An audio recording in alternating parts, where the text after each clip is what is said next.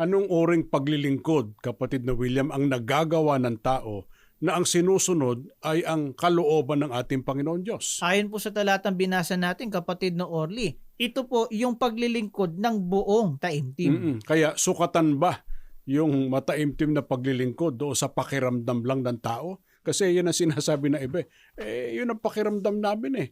Tignan nyo anya itsura namin sa aming paglilingkod. Buong kataimtiman namin sinasamba ang ating Panginoon Diyos. Pero kung ang batayan, hindi kalooban ng Diyos, kapatid na William, mataimtim bang paglilingkod ng gayon ayon sa Biblia? Hindi po, kapatid na Orly.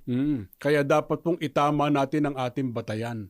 Ang pagbatayan po natin ay ang kalooban ng Diyos. Ito sabi nung iba, may problema tayo dyan pagka ganyan.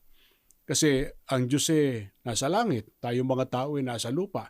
Paano natin malalaman kung ano yung kalooban niya na dapat nating magawa para matamang ating landas at tayo maligtas? Kailangan ba, kapatid na William, na ang tao sumampa pa sa langit para malaman niya kung ano kalooban ng Panginoon Diyos? Hindi na po kinakailangan gawin yan, kapatid na Orly. Ito po mismo pahayag po ng banal na kasulatan.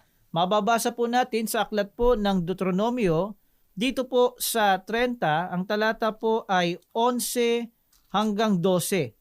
Ganito po ang ating mababasa sa aklat po ng Deuteronomio. Ang kautusang ibinibigay ko ngayon sa inyo ay madaling sundin at unawain. Ito'y wala sa langit. Kaya hindi ninyo masasabing walang aakyat doon at kukuha sa kautusan upang marinig ninyo at maisakatuparan. Nilinaw po sa atin ng Biblia, kapatid na Orly, na yung kautusan wala po doon sa langit. Ang sabi po sa atin sa binasa nating talata, ang kautusan ibinibigay ngayon sa inyo, madaling sundin at unawain. Buti nadaanan mo yan kasi may nangangatwiran. Ang hirap naman kasi intindihin Opo. Yang ipinagagawa ng ating Panginoon Diyos.